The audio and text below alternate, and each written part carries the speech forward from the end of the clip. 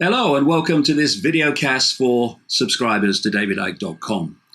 One of the things I learned very early on in these decades of research into all these various subjects around the world is that nothing is as it seems. But the more deeply you go into it, you see that it goes much further than that.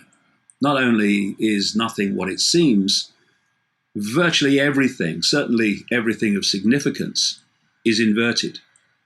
What it seems to be turns out to be the opposite of what it is. We live in an extraordinarily inverted society.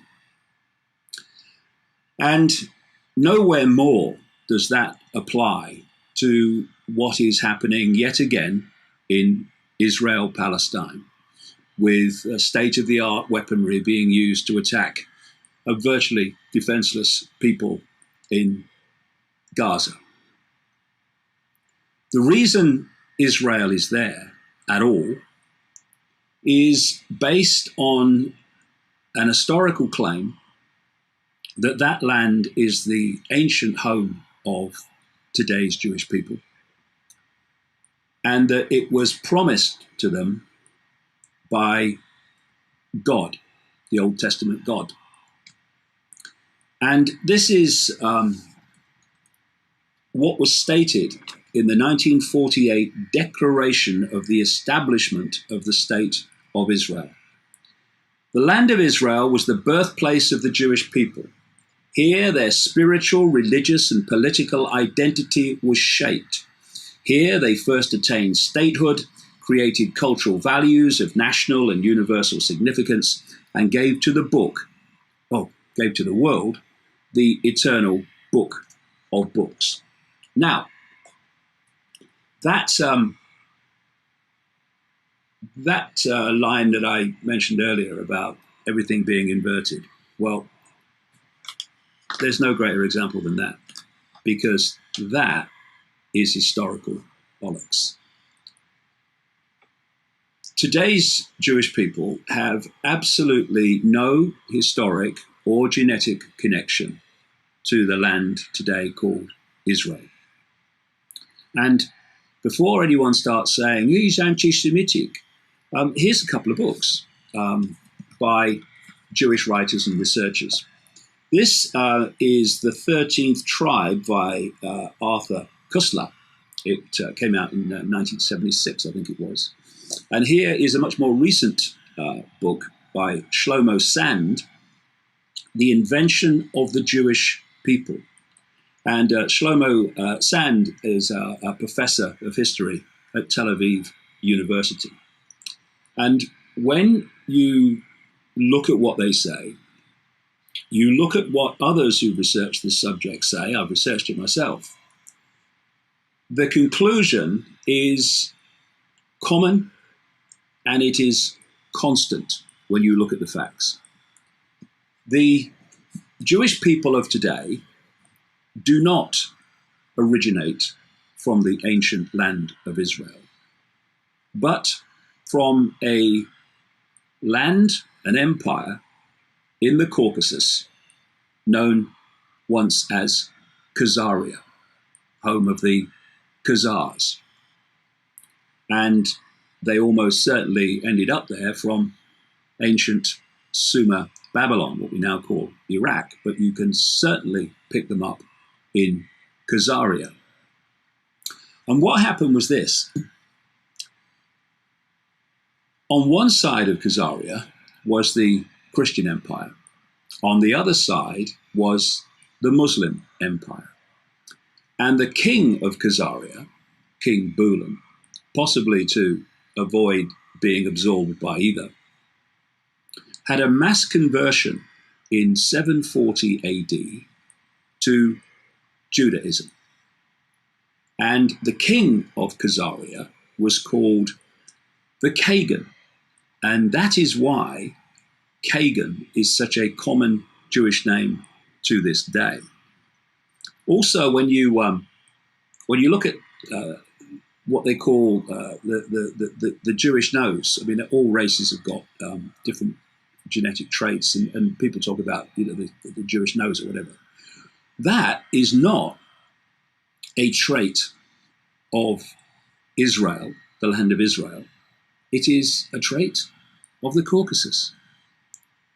And so what we're looking at is a situation in which a whole nation of people, the Palestinians, have had their land taken over on the basis of an absolute historical lie. Because what happened is when the Khazar Empire broke up, not least through invasions from the east, Far East, those people converted to Judaism, who became intergenerationally followers of Judaism. They moved north up into Lithuania, into Russia, into Poland. And then eventually they moved across into Germany and Western Europe. And it was those people, by then known as Ashkenazi Jews. Ashkenazi Jews are the vast, vast, overwhelming majority of Jewish people today, straight from the Khazar Empire. They were the ones that were treated so horrifically by Hitler, and then moved to create the State of Israel in 1948, based on that historical lie, and also many to America. And Arthur Koestler sums it up in his book, The 13th Tribe, when he says this, talking of this situation about the origins out of Khazaria. It would mean that their ancestors come not from the Jordan, but from the Volga, not from Canaan, but from the Caucasus, once believed to be the cradle of the Aryan race. That's what we get the term Caucasian from, used for white people in America. And that genetically, Koestler says, they are more closely connected to the Hun, Uyghur, and Magyar tribes than to the seed of Abraham, Isaac, and Jacob. Should this turn out to be the case, he says, and it does, and you've got to look at other people's research like Shlomo Sand, etc. Should this turn out to be the case, then the term anti-Semitism would be void of meaning, based on a misapprehension shared by both the killers and their victims. The story of the Khazar Empire, as it slowly emerges from the past, begins to look like the most cruel hoax which history has ever perpetrated. And on that cruel hoax has come all that has followed. I'm going to go into the implications of that today because it's got massive implications for what's happening as I speak. And that mention there of anti-Semitism is another one of those, inversion. Because the Khazars were not Semitic people. The term Semitic doesn't refer to a race, it refers to a language group. And that language group overwhelmingly consists of peoples and nations, wait for it, that today we now call Arab. So the Semitic races are the Arab races. And yet, to challenge the horrific actions of Israel, or to challenge the manipulations of the House of Rothschild and Henry Kissinger and all these people, you get called anti-Semitic, which again is a laughable inversion of the truth and the way things really are. So let's work our way through the story. Shlomo Sand not only wrote a book about the invention of the Jewish people, he wrote one more recently, 2013, about the invention of the land of Israel. And he questions whether there ever was this ancient Jewish nation at all. And when you think about it, it's all based on ancient texts, biblical texts, written by who knows when, in who knows what circumstances, and based on the fact that some God, some angry, vicious, bloodthirsty God of the Old Testament, decided to award to Abraham and all his successors and what have you, the land of Israel. Now, even if you follow the biblical texts, then it wasn't a land that was theirs from the start. They colonized it. You know, the whole story of Moses and going into the promised land, they colonized it with God, you know, on the sidelines, cheering them on, saying, kill them all, slaughter them, I don't care who it is, men, women, children, anything, kill them. And of course, that mentality still prevails when you look at current events. And the story of the Khazar origins of today's Jewish people.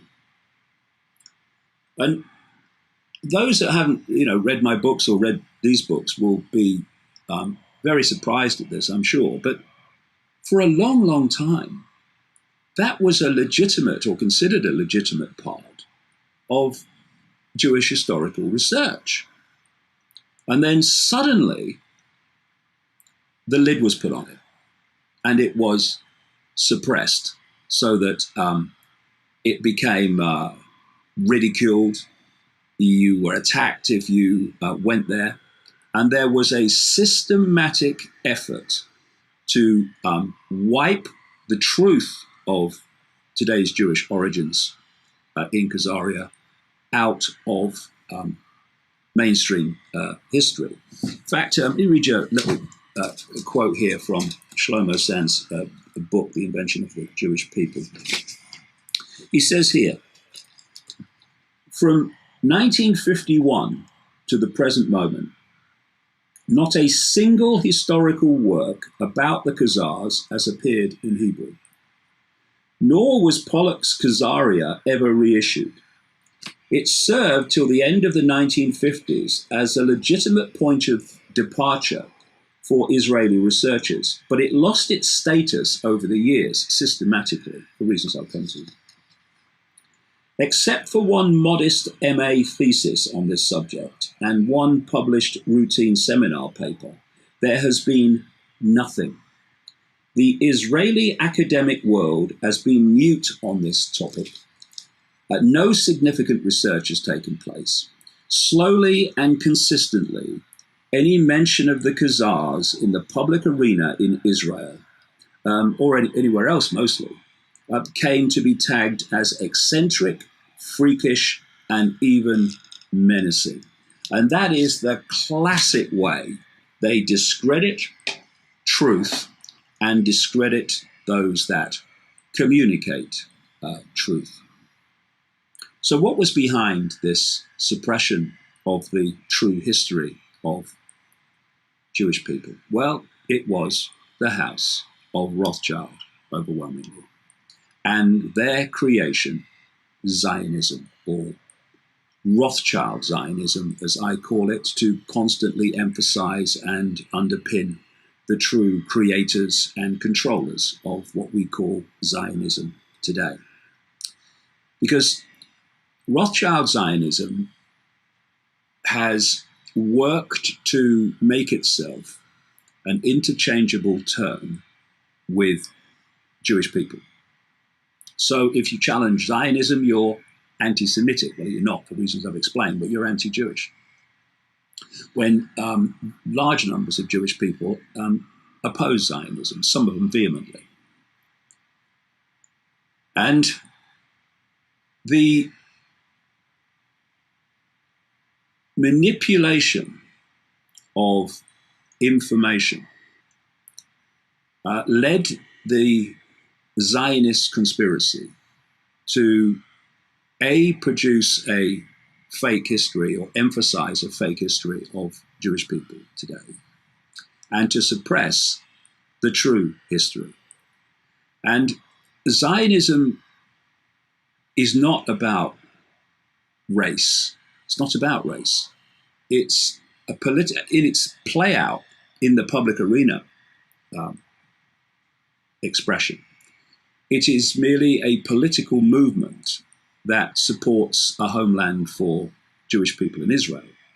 But at its core, this is the point, at its core, its inner core, its Rothschild core, it is a secret society. A secret society that locks into the rest of the web and moves as one unit towards this global tyranny I'm exposing. And so when you see 2%, less than 2% of American people are Jewish, significantly less than that number will actually be Zionists and supporters of Zionism, and a heck of a lot less than that number will be attached to the secret society level of Rothschild Zionism. And yet, if you look in my books, the ratio of Rothschild Zionists to positions of significant power in the United States over a long period of time, not least surrounding before, during, and after 9/11, is absolutely fantastic. These people at that level are not representatives of Jewish people. They have contempt for Jewish people in general. They are agents of the secret society with its global agenda. Now, Zionism began in the late 1800s, the late 19th century, with the first Zionist conference in Basel, Switzerland, chaired by Theodor Herzl, the founder of the Zionist movement. Although he was just a front man, a yes man, a gopher for the Rothschilds. Now, it was in Basel, Switzerland, but what they don't tell you, but I'll tell you, it was supposed to be originally held, that first Zionist conference, in Munich, Germany. But that could not happen because of the vehement opposition of Jews in Germany to the idea that they were going to be shipped out and moved to Israel, which is what Zionism wanted. And so when events moved forward, and we had the horrors of Nazi Germany, which I say the Rothschilds were fundamentally behind, by the way, suddenly people were moving out of Germany, for obvious reasons, to Israel and to the United States. So let's take the story forward. You had Zionism, modern Zionism, created in the late 19th century. And a few years later came the First World War. And we had Germany going walkabout, and the other nations of Europe responding to that. And we had this World War, and the Americans were brought in eventually. And the Americans came in because of deals done in the background, which involved something called the Balfour Declaration. In other words, the Americans will come in with the Rothschilds manipulating in the background, but for that to happen, we want this. And what it was a declaration by the British Foreign Secretary called Arthur Balfour. And when you hear something like the Balfour Declaration, you would think that he would stand up in the Houses of Parliament or make a speech somewhere and make this declaration. It actually wasn't. It was a letter. And it was a letter sent by Lord Balfour, the Foreign Secretary, to Baron Rothschild, Walter Rothschild, second Baron Rothschild. They love their bloody titles, these people. And this is what it said. His Majesty's government view with favour the establishment in Palestine of a national home for the Jewish people, and will use their best endeavours to facilitate the achievement of this project. This is part of that deal I was talking about. It being clearly understood that nothing shall be done, this is a sick joke now, that nothing shall be done which may prejudice the civil and religious rights of existing non-Jewish communities in Palestine, or the rights and the political status enjoyed by Jews in any other country. So there you have, on November the 2nd, 1917, the Balfour Declaration, which, given the power of Britain, the empire and all that stuff in those days, was a massive step forward towards bringing about a Jewish homeland. So clearly, when you are justifying this on an historical fake, i.e. it's the ancient land of today's Jewish people, you have got to suppress the truth about the origins of Khazaria. And so more and more that was suppressed, as Shlomo Sanders explained. Then after the First World War, all that horror, all that death, all that slaughter, came the Versailles Peace Conference in 1919. And as I explain in my books, the major representatives of each country and advisors for each of the major players, Britain, United States, France, etc., at the Versailles Peace Conference, were Rothschild frontmen, big time. And they declared their support for a homeland in Israel. We're now moving along here. But there were still problems and hurdles to be overcome, not least of which so many Jewish people in Germany wanted nothing to do with it. They were fine, thank you, don't need that.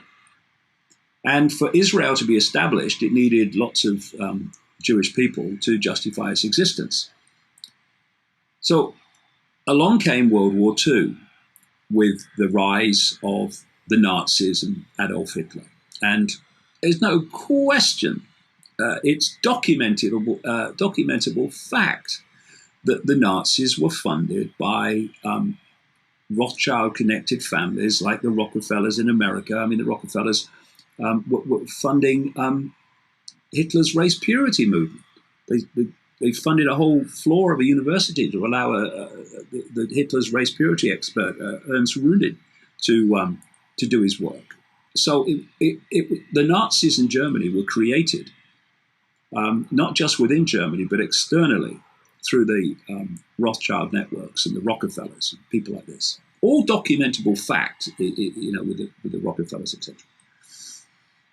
And so he then turns on Jewish people and starts, again, going walkabout, as in the First World War, and other countries responded, and we had World War II. We also had the concentration camps and the horrific treatment of Jewish people in Germany, and other people too, like communists and disabled people, other people that the Nazis didn't like. And then, as a result of that horrific treatment in Germany, and,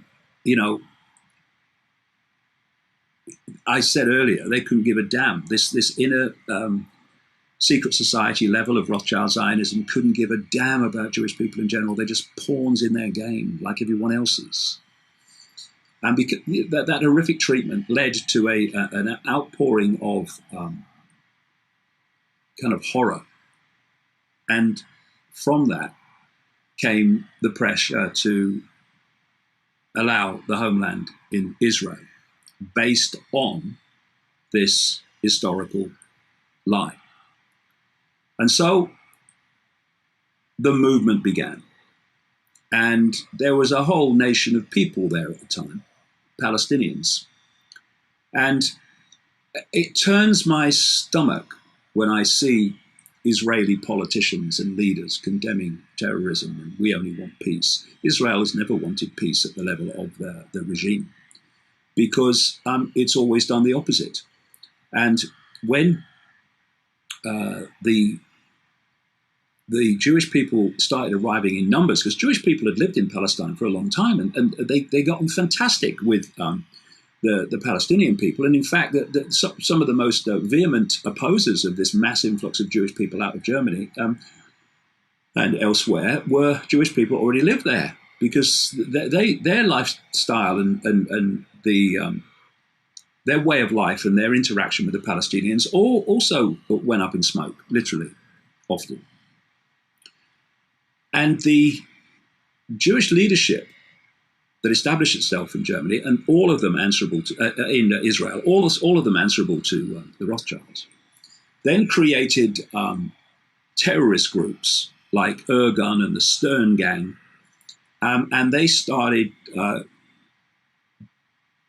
doing horrific terrorist acts to terrify the Palestinian population. And in the end, their grotesque actions led to something like 800,000 Palestinian people leaving their homeland in terror at the terrorism of the Jewish regime that was establishing itself in Israel. And you had people who became prime ministers, like Menachem Begin, Yitzhak Shamir, and others. They were operatives in these terrorist groups who then went on to be prime minister and condemn the terrorism of others. Extraordinary hypocrisy. So what we then had was the establishment of Israel in part of Palestine. But that was never how it was meant to end. It was going to be a process of constant acquisition until they had the bloody lot, and indeed created this greater Israel, which it is claimed that God, the Old Testament God again, gave to Abraham from the river in Egypt, the Nile, across to the Euphrates in what is now Iraq, and that includes parts of Syria, obviously parts of Iraq, and Jordan and other countries. And we're seeing that unfolding, this progressive acquisition. So one of the means that's been used has been to entice or manipulate attempted invasions of Israel, because thanks to the United States and not least Britain as well, they have vast superiority in weaponry in the military. And so when there have been invasions, or attempted invasions, the great superiority of the Israeli military has pushed it all back into those countries, and then they've kept it. And so we had the realigning of what constituted Israel at the time of the 1967 war, and then others. And then we've had the, again, progressive takeover of lands which the Israeli regime is occupying against international law. But they can do anything they really like, because the Rothschilds control Israel, and the Rothschilds control America, and the Rothschilds control Britain, and the Rothschilds control the UN. So, anything goes. What would be roundly condemned in any other country, like Iran, is just excused when Israel do.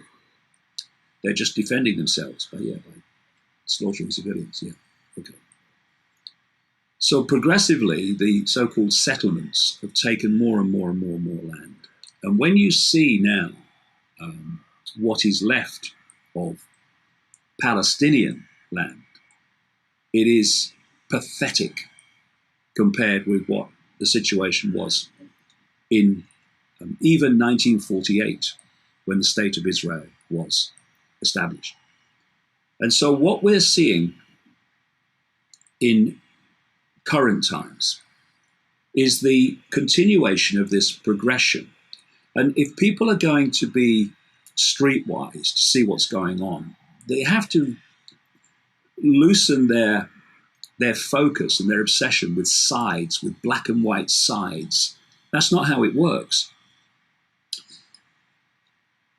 If you want to control a football match, in other words, you want to control a situation, if you control one side, you're not going to control the football match or the situation. You're going to influence it, yes, but you're not going to control it, because there's another side you don't influence or control.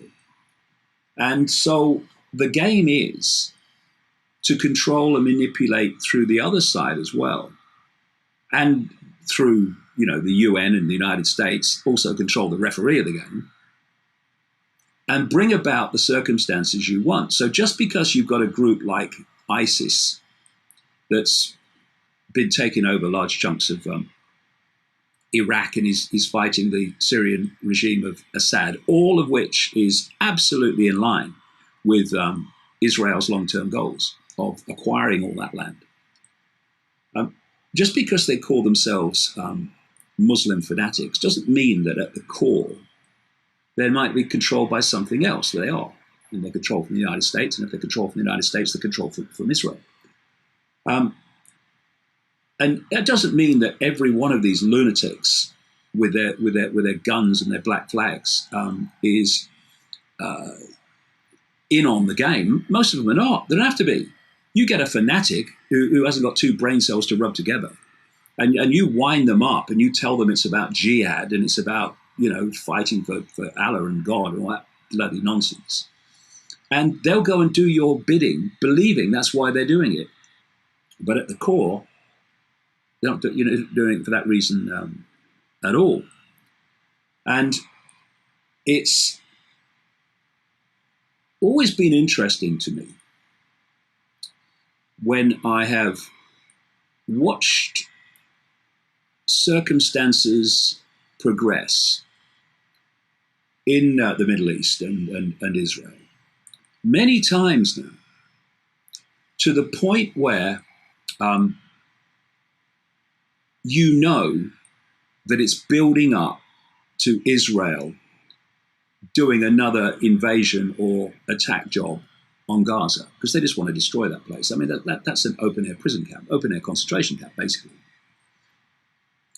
But when you see the progression of events and you think, there you go, Israel wants to have another go at Gaza.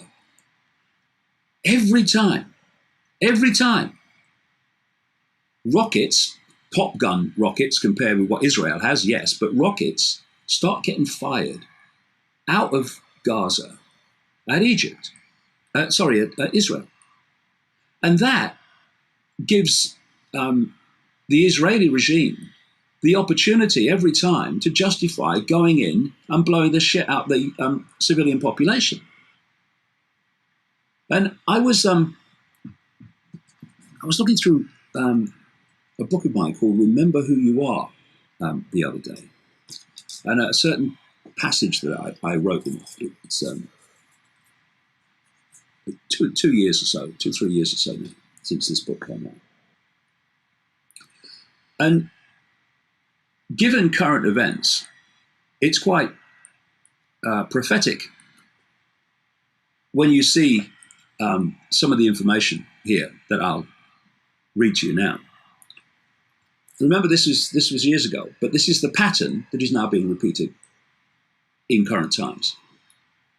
Because if you want to control the game, you've got to control both sides, or however many sides there are in it. Okay, the book says this. One of the main ways that the Israelis stall on any agreement, the peace agreement I'm talking about, with the Palestinians, is by saying they can't negotiate with the elected Palestinian government because it is a terrorist organization known as Hamas. And they're now saying Hamas is behind all these rockets. We must stop Hamas. Okay. So it goes on. Well, how funny. Israel created Hamas. as a bogeyman that could give them the excuse not to negotiate and so have more time to finish the job of Palestinian genocide. The other bogeyman at that time, re-emerging in the Middle East to frighten people, is called the Muslim Brotherhood, which was involved in the People's Revolution, the original one, in Egypt. The Muslim Brotherhood has an interesting background too. Britain and America established the Muslim Brotherhood after the collapse of the Ottoman Empire in 1924. And they are still controlled by the same crowd to this day, although the Brotherhood has also served the interests of the Nazis, Israelis, Russians, French, and Germans over the years. Israel is now among the major sponsors of the Muslim Brotherhood, which was involved in the founding of Hamas. Robert Dreyfuss, the author of Devil's Game, How the United States Helped Unleash Fundamentalist Islam, wrote, beginning in 1967 and through to the late 1980s, Israel helped the Muslim Brotherhood establish itself in the occupied territories. It assisted Ahmed Yassin, the leader of the Brotherhood, in creating Hamas, betting that its Islamist character would weaken the PLO. The PLO was the Palestinian Liberation Organization of Yasser Arafat, which was the main representative group of Palestinians at that time.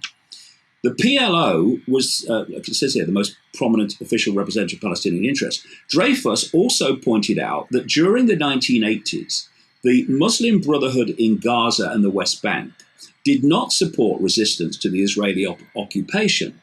Most of its energy went to fighting the PLO, especially its more left-wing factions on university campuses.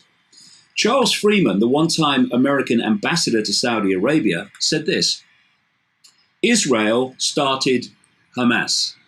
It was a project of Shin Bet, that's Israel's internal intelligence agency, which had a feeling that they could use it to hem in the PLO.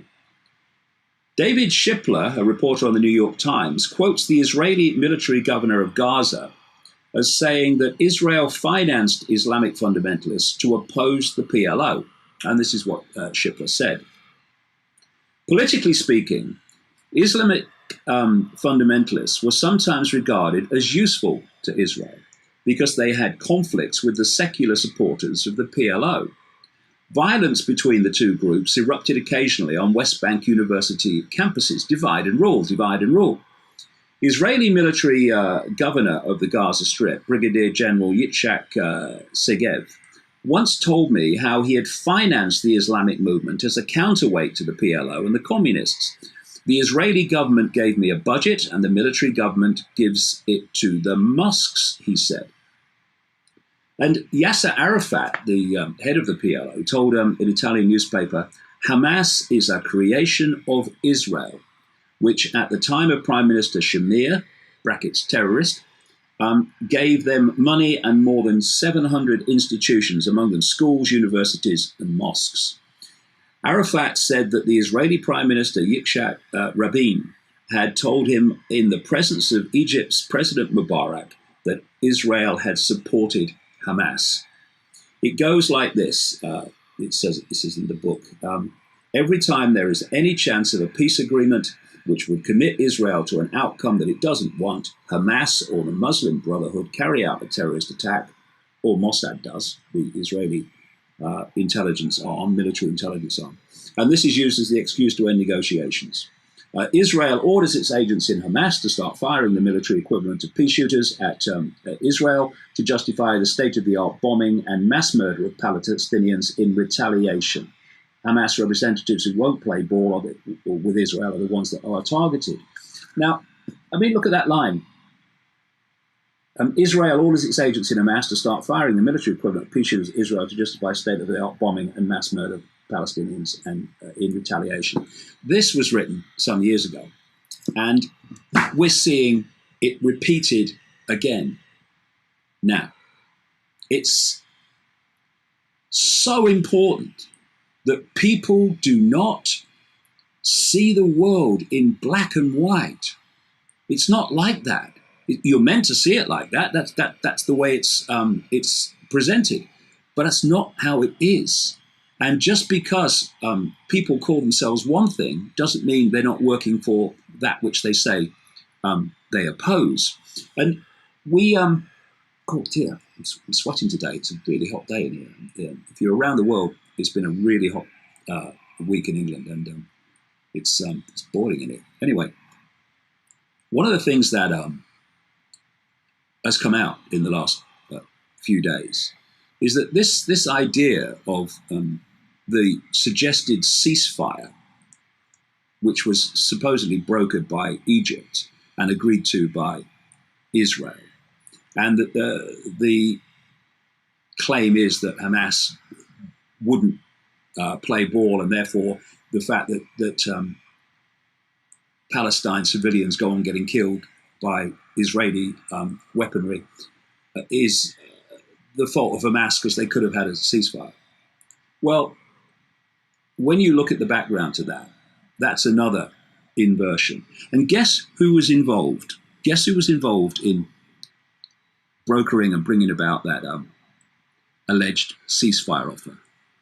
Only Tony Blair, the Middle East envoy, supposedly neutral, but actually the Middle East envoy to Israel. And anything that Blair's involved in, anything that Netanyahu's involved in, and we've got this dictator, what's his name, Al-Sisi, or his bloody name is, in Egypt, he's a military dictator. Anything any of them are bloody involved in is a scam.